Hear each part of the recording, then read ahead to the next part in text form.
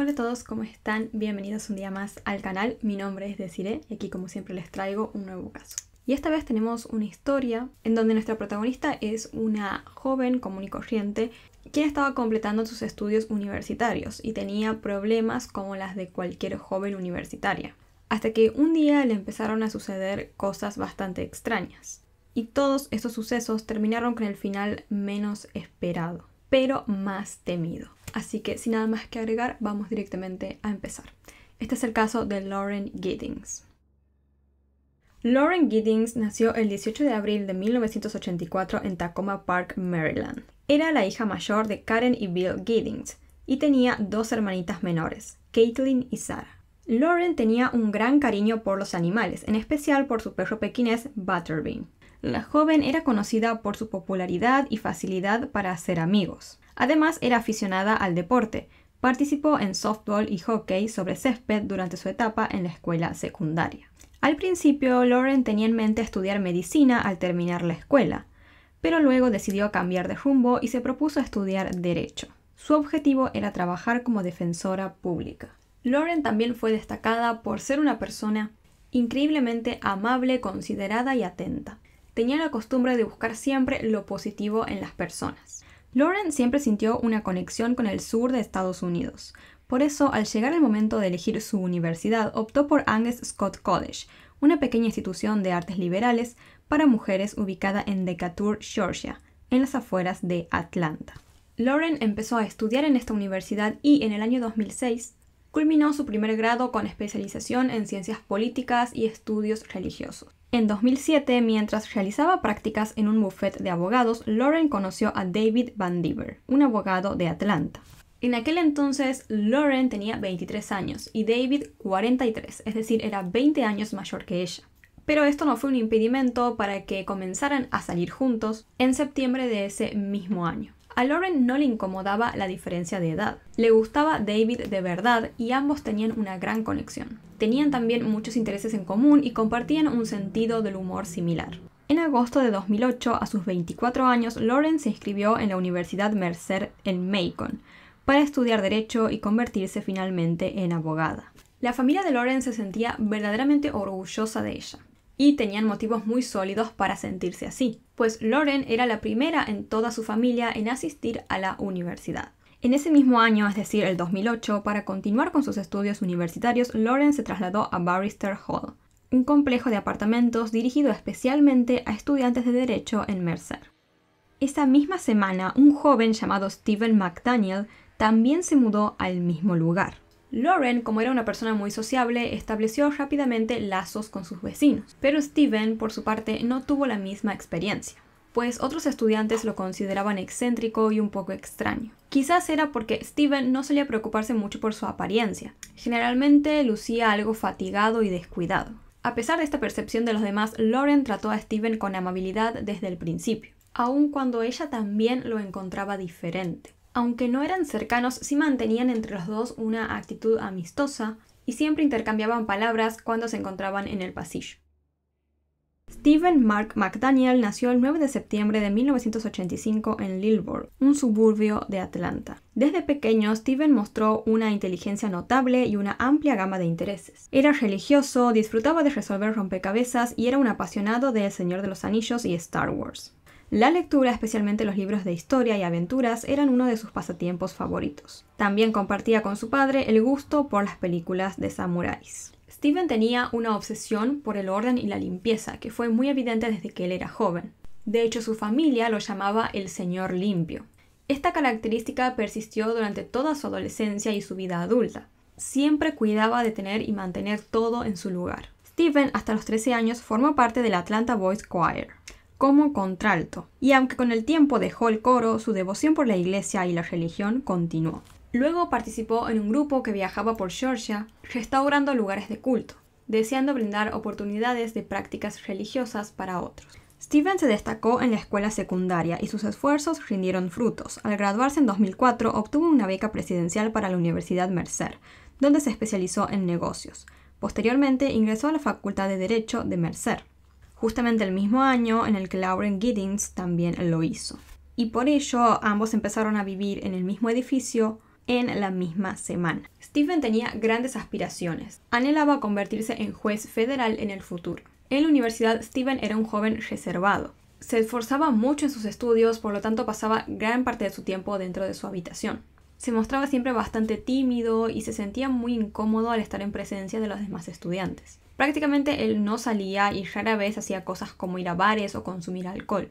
Eso, sumado a que él tenía, como les comenté, una imagen un poco desalineada y descuidada, hicieron que sus vecinos, también como les conté, tengan esta imagen de que él era un joven bastante extraño. Su madre sostenía que Steven era simplemente una persona que estaba muy concentrada en sus estudios, y ella dijo que a él no le quedaba otra, ya que tomaba gran cantidad de cursos cada año en la universidad. En un momento en la universidad, Steven se unió al capítulo de Mercer de la Sociedad Federalista, del que Lauren Giddings también era parte. La Sociedad Federalista se describe a ella misma como una organización de 60.000 abogados, estudiantes de derecho, académicos y otras personas que creen y confían en que los estudiantes individuales pueden tomar las mejores decisiones para ellos y para la sociedad. Fue fundada en 1982 por un grupo de estudiantes de derecho interesados en garantizar que los principios de gobierno limitado plasmados en la Constitución reciban una audiencia justa. En un momento, Lauren fue seleccionada como presidenta de esta sociedad, mientras que Steven, por su parte, ocupó el puesto de vicepresidente. Durante ese tiempo, Steven empezó a invitar a Lauren a salir, y lo hizo varias veces. Ella siempre se negó, pero en todas las oportunidades fue amable y siempre lo rechazaba de manera gentil. Además, era bastante evidente que Lauren iba a rechazar las invitaciones de David para salir, porque como les conté, ella se encontraba de novia en ese momento, con David. En mayo de 2011, Lauren y Steven se graduaron de la Facultad de Derecho de Mercer. Su último paso era aprobar el examen de la abogacía de Georgia, para obtener de esta manera la certificación oficial que les permitiría ejercer como abogados. Durante todo el mes siguiente, es decir, junio, todos los estudiantes de Derecho de Mercer pasaron la mayor parte del tiempo encerrados en sus habitaciones, preparándose para rendir dicho examen. Lauren les informó a sus amigos y familiares que ella estaría concentrada en estudiar prácticamente todo el tiempo, por lo que también les dijo que no se preocuparan si ella no respondía de manera inmediata a los mensajes o a las llamadas. Durante ese mismo mes, el novio de Lauren, David, se encontraba en California disfrutando de un viaje de golf. El día 25 de junio, Lauren le envió un correo electrónico a David en donde le hablaba sobre varias cosas. Comenzó mencionando una conversación incómoda que había tenido con una amiga que le había hecho algunas preguntas curiosas sobre su relación con David. Pero la segunda parte del correo fue la verdaderamente preocupante, pues en ella Lauren le contó a David que creía que alguien había intentado entrar a su apartamento unos días antes. Ella minimizó un poco este hecho diciéndole a David que quizás simplemente eran unos chicos que querían molestar, pero de todos modos resultaba algo inquietante. Cuando David recibió este correo, él ya estaba en el aeropuerto para volar de regreso a Georgia, por lo que no pudo responderle de inmediato a Lauren. Así que él optó por hablar con su novia sobre todos estos temas en persona. Sin embargo, lamentablemente, David nunca volvió a encontrarse con Lauren. El día 29 de junio, Katie O'Hare, una de las mejores amigas de Lauren desde la escuela primaria, se empezó a preocupar porque no había recibido noticias de Lauren desde hacía 4 días. Sabía ella que Lauren estaba ocupada estudiando para su examen, pero 4 días ya era demasiado tiempo como para no recibir ni siquiera una respuesta a ningún mensaje. Esto empezaba a ser ya algo bastante inusual de Lauren. Así Katie empezó a contactarse con algunos amigos que tenían en común y con familiares de Lauren para preguntarles si habían tenido noticias de ella. Sin embargo, nadie había sabido nada de Lauren durante los últimos 4 días. La última vez que la joven se había puesto en contacto con alguien había sido cuando le envió aquel correo electrónico a su novio David. Y la última vez que sus amigos la habían visto en persona había sido el viernes 24 de junio por la noche, es decir, 5 días antes. Aquella noche del viernes 24, Lauren y varios amigos habían salido a disfrutar de unas copas y música en el centro. Después de esta noche de diversión, Lauren se quedó en la casa de una amiga a dormir y se marchó al día siguiente por la mañana. Después de dejar la casa de su amiga, Lauren se dirigió a un club para nadar y relajarse un rato en la piscina del lugar. Alrededor de las 6:30 de la tarde compró algo de comida en un local de comida rápida y volvió a su departamento. A partir de ese momento, nadie más reportó haberla visto. Una de las hermanas de Lauren, preocupada, contactó con Ashley Morehouse, una amiga de Lauren y compañera de la Facultad de Derecho. La hermana de Lauren le preguntó a Ashley si ella podía ir hasta el departamento de Lauren y tocarle la puerta. Y Ashley le respondió que sí. Pero cuando la amiga fue al departamento de Lauren y tocó la puerta, nadie atendió. Sin embargo, Ashley notó que el auto de Lauren estaba estacionado afuera. Ashley entonces llamó a la hermana de Lauren y le contó que nadie le respondía en la puerta del departamento, pero que el auto de su hermana estaba estacionado en el garage del edificio. Todo esto hizo que tanto amigos como familiares empezaran a creer que algo no andaba para nada bien. Ashley, quien conocía la ubicación de la llave de repuesto de Lauren, optó por utilizarla para acceder al departamento de su amiga. Así, junto a un pequeño grupo de amigos que también residían en Barrister Hall, ingresaron al lugar. Dentro del departamento se encontraban todos los objetos personales de Lauren, como por ejemplo sus llaves, su bolso, su teléfono celular y su computadora portátil. Pero Lauren no se encontraba allí. En un momento, mientras los amigos de Lauren investigaban y buscaban dentro del departamento, Stephen McDaniel apareció en el lugar con la intención de colaborar en la búsqueda.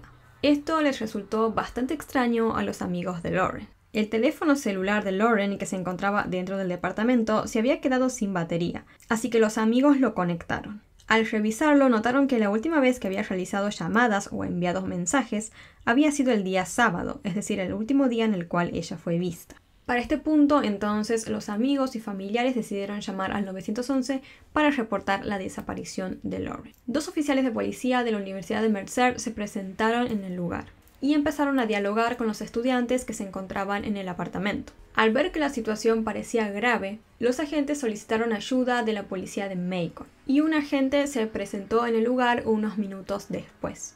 De esta manera, juntos, tanto los oficiales de policía como los amigos de Lauren empezaron a explorar minuciosamente todo el complejo de apartamentos. Buscaron en varios apartamentos, en sus alrededores y en la biblioteca, pero no había señales de Lauren. De esta manera, el día 30 de junio a las 9 de la mañana, es decir, un día después de que la desaparición de Lauren fue reportada, se inició una investigación oficial por la desaparición de la joven. Un gran número de policías llegó a Barrister Hall, el complejo de apartamentos. Realizaron diferentes registros en el área e interrogaron a varios residentes, incluyendo a Stephen McDaniel. Menos de una hora después de que esta investigación oficial comenzara, 2 detectives se dirigieron hacia la zona a la izquierda del complejo de apartamentos, donde se encontraban los contenedores de basura. Pero antes de poder empezar a inspeccionar el área, los agentes percibieron un fuerte olor que provenía de uno de los contenedores. Mientras estábamos allí, el viento empezó a cambiar. Inmediatamente olí un olor con el que estaba muy familiarizado. Todos olemos cosas en la vida que huelen mal, y el de un cuerpo o de un cuerpo en descomposición es una de las peores cosas que olerás, pero tiene un olor muy distintivo, dijo uno de los investigadores. Los agentes entonces comenzaron a revisar el contenedor de basura de donde provenía ese olor.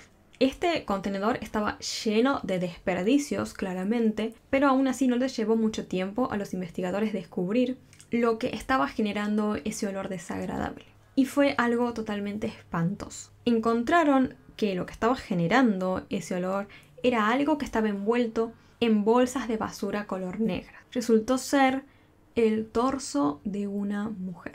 No encontramos la cabeza, ni las piernas, ni los brazos en ninguno de los contenedores de basura. Nunca había visto algo así antes. ¿Quién podría haber hecho esto? Porque la verdad, solo un monstruo podría hacer algo así. Fue absolutamente horrible, dijo uno de los agentes.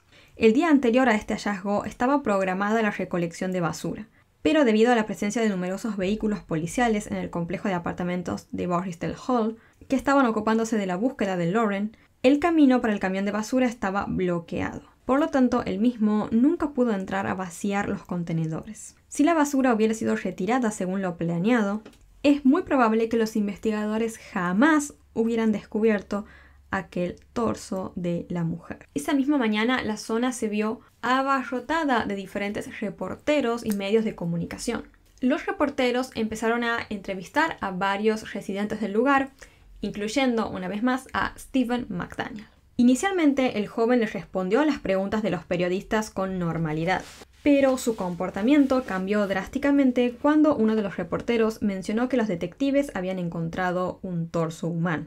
La reacción de Stephen fue tan intensa que le dijo al periodista que él debía sentarse por unos minutos para poder continuar después con la entrevista. Así, unos 20 minutos después, Steven regresó y decidió seguir con su entrevista con el periodista. Proporcionó varios detalles sobre la situación de Lauren Giddings, incluyendo lo que él y otros residentes habían descubierto dentro del apartamento de la joven desaparecida la noche anterior. Steven mencionó también que Lauren había expresado en un correo electrónico su preocupación por el hecho de que creía que alguien había intentado ingresar a su departamento en esos días. Steven indicó que este mensaje había sido enviado a un amigo en Atlanta que tenía la joven, pero en realidad ella, como sabemos, le había enviado este correo electrónico a su novio, David Van Diver.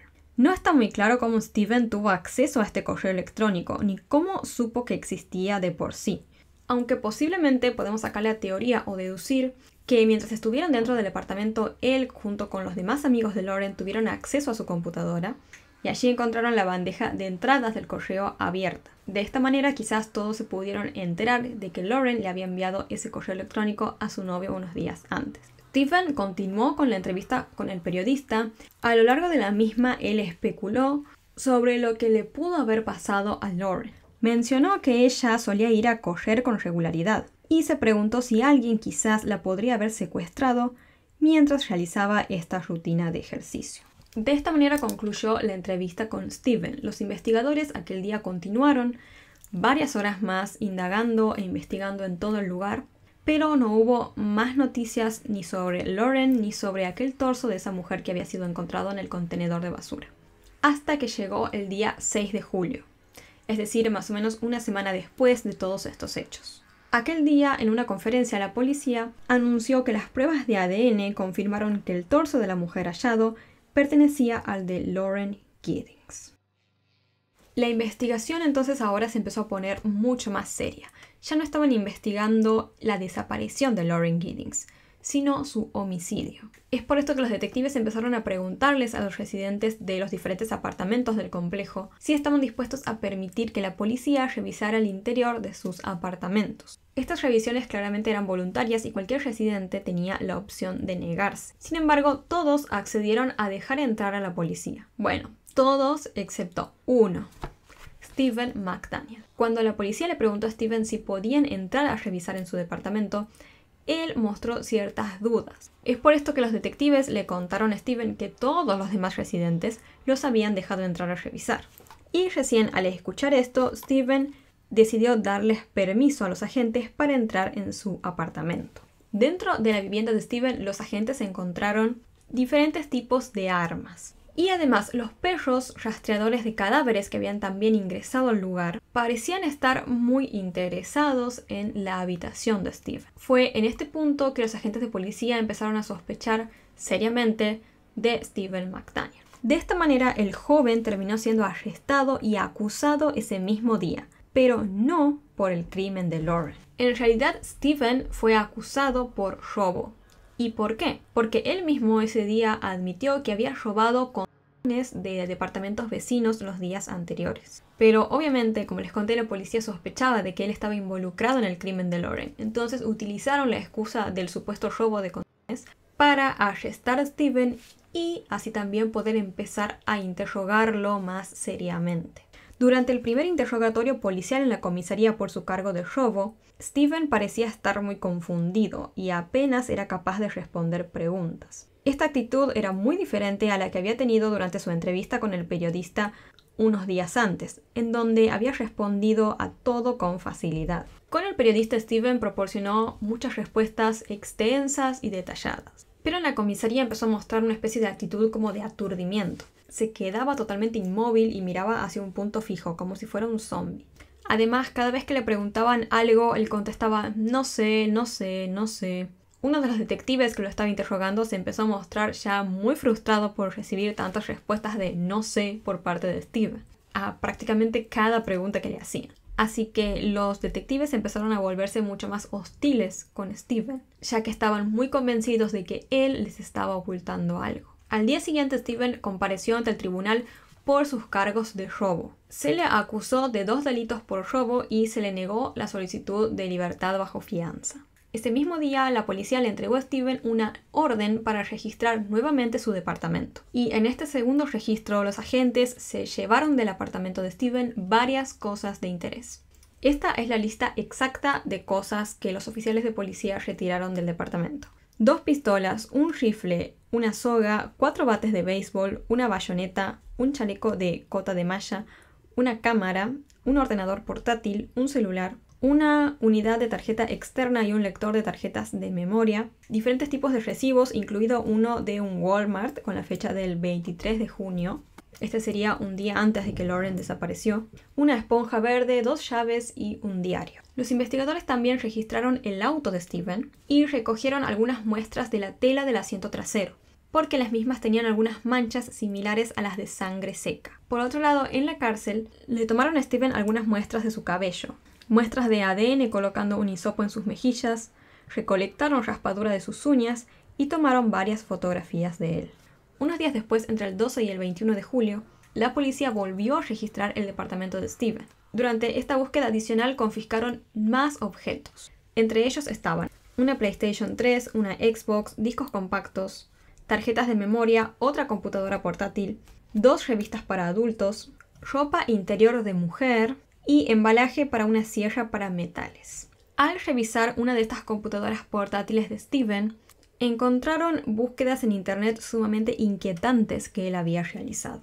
Y algunas de ellas eran específicamente sobre Lauren. Buscó su nombre en internet, o sea, Lauren Giddings, visitó repetidamente su cuenta de Twitter y realizó varias búsquedas de cosas relacionadas con Lauren. Y además se dice que hubo otras búsquedas bastante perturbadoras que no salieron tanto a la luz. Y el día en el cual se encontró el torso del cuerpo de Lauren, Steven buscó información en internet sobre cómo eliminar permanentemente el historial de búsqueda. Y así como otros elementos que también habían encontrado dentro del departamento de Steven empezaron a revelar cosas mucho más inquietantes. Los investigadores encontraron una sierra para metales en Barrister Hall, que estaba escondida en la lavandería del complejo de apartamentos. Y recordemos que dentro del departamento de Steven habían encontrado el embalaje de esta misma sierra para metales. Además, los análisis forenses a la misma sierra mostraron que la misma tenía rastros de ADN de Lauren Giddings. Por otro lado, una de las llaves incautadas en la habitación de Steven resultó ser una llave maestra, lo que significa que con ella se podía ingresar a todos los departamentos del complejo, incluyendo al de Lauren. Durante este mismo tiempo, los investigadores recibieron la llamada de un ex compañero de habitación de Steven. Este joven le dijo a los agentes que cuando vivían juntos, Steven a menudo le solía contar a él cómo podía cometer el crimen perfecto y nunca ser atrapado. Al día siguiente, Steven compareció ante el tribunal, pero esta vez acusado por el asesinato de Lauren Giddings. Él se declaró inocente. Unos días después, Steven también fue acusado por posesión de P infantil que fue encontrada dentro de una de sus computadoras. Steven nuevamente se declaró inocente de estos cargos. Su fianza se fijó en $850,000, que su familia no pudo pagar. Por lo tanto, Steven quedó en prisión a espera de su juicio. Steven, por el asesinato de Lauren, podía recibir prisión perpetua o incluso también la pena de muerte. Pero el día 21 de febrero de 2023, los fiscales anunciaron que no solicitarían la pena de muerte para él. ¿Por qué? Porque en los casos en los que se solicita una pena de muerte, los juicios suelen tardar muchos años en realizarse, como hasta 7 años incluso. Y la familia de Lauren no quería esperar tanto. Por lo tanto, al solicitar otra pena, el juicio podría realizarse mucho más rápido. Los familiares de Lauren no tendrían que esperar tantos años para que se concretara ese juicio tan doloroso para ellos. Esto permitirá que el caso avance de manera más oportuna y resultará en que el Estado logre justicia para Lauren en un plazo más breve, en una fecha más temprana. Para evitar más retrasos, mi oficina no solicitará la pena de muerte para el señor McDaniel, dijo el abogado de la familia de Lauren. En un momento inesperado, unas semanas antes de que comenzara su juicio, Steven se declaró culpable del asesinato de Lauren. Pero esto no lo hizo con un intento de hacer las cosas bien o por estar arrepentido. Lo hizo porque con su abogado llegaron a un acuerdo de culpabilidad, posiblemente para intentar que la condena no sea tan grave. Como parte de este acuerdo de culpabilidad, Steven tuvo que dar una declaración declarando detalladamente todo lo que sucedió con Lauren. Y así lo hizo. Steven contó todo lo que sucedió aquel espantoso día del crimen. Ahora en unos minutos les voy a estar contando qué fue lo que declaró Steven y cómo cometió el crimen de Lauren. Finalmente, Steven, que tenía 28 años para ese momento, fue condenado a cadena perpetua. El año más temprano posible en el que será elegible para la libertad condicional será en el año 2041. Pero el abogado de la familia de Lauren dijo que la posibilidad de que Steven salga de prisión es muy poco probable. Un año después del fallecimiento de Lauren, David Van Dieven, quien era su novio, salió a hablar con los medios de comunicación y dijo: «Ha sido un verdadero infierno, realmente nada ha cambiado. El tiempo, como dicen algunos, cura todas las heridas, pero si es así, ni siquiera ha comenzado aún. Han sido solo sentimientos de dolor y rabia». David también contó que durante el último tiempo que estuvo con Lauren había empezado a hacer planes para pedirle matrimonio.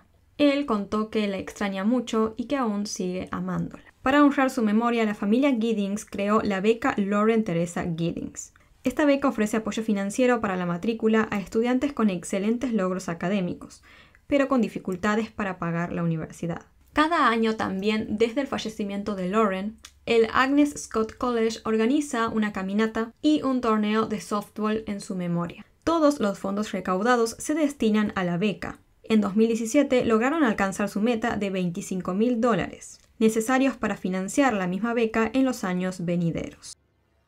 Pasemos entonces a la reconstrucción de los hechos. ¿Cómo fue que Steven cometió este terrible crimen? Según su propia declaración, esto fue lo que sucedió. El domingo 26 de junio de 2011, alrededor de las 4:30 de la mañana, Steven se puso una mascarilla y un par de guantes. Se dirigió hasta el departamento de Lauren y utilizó la llave maestra que tenía para ingresar al mismo. Steven observó dormir a la joven por un rato, pero Lauren se despertó cuando escuchó el piso crujir. En cuanto ella vio a Steven, le gritó que se fuera, de una manera muy poco amable. En ese momento Steven saltó a la cama de Lauren, le rodeó el cuello con las manos y empezó a estrangularla. Los dos empezaron a luchar y se terminaron cayendo de la cama. Ya en el suelo, Steven continuó estrangulando a Laura hasta quitarle la vida. Una vez que falleció, el hombre colocó a Lauren en la bañadera de su departamento y regresó a su apartamento personal que estaba al otro lado del pasillo. Allí permaneció durante todo ese día domingo. Luego, alrededor de la medianoche del día siguiente, decidió regresar al departamento de Lauren. Allí desmembró el cuerpo utilizando la sierra para metales que la policía había encontrado en la lavandería con el ADN de la joven. Luego, Steven, para deshacerse de los restos, los puso en bolsas negras y los arrojó en diferentes contenedores de basura del campus. Algunos de estos contenedores sí fueron vaciados por el camión de basura, pero uno de ellos no, como les conté. Y fue dentro del cual encontraron el torso de Lauren Giddings el día 28 de junio. En febrero de 2018, Steven pidió tener otro juicio. Él decidió representarse solo en esta ocasión, porque pensaba que era más listo que todos los demás, incluso que sus propios abogados. Steven, como justificación para que le dieran un nuevo juicio, afirmó que sus derechos habían sido violados durante la investigación. Sin embargo, el juez rechazó su solicitud para tener un nuevo juicio. En el año 2041, cuando Steven pueda pedir la libertad condicional por primera vez, tendrá aproximadamente unos 55 años de edad. Actualmente cumple su condena en la prisión estatal de Hancock en Sparta, Georgia. Así que chicos, este fue el caso de Lauren Giddings. Coméntenme, déjenme en los comentarios qué opinan sobre todo este caso y cuál creen que fue el móvil para cometer este crimen. Yo creo que está bastante claro, aunque Steven no lo dijo, ni los investigadores tampoco, pero creo que el móvil claramente fue que Lauren había rechazado a Steven ya en varias ocasiones, le había rechazado sus invitaciones para salir y que además encima ella estaba de novia con otra persona.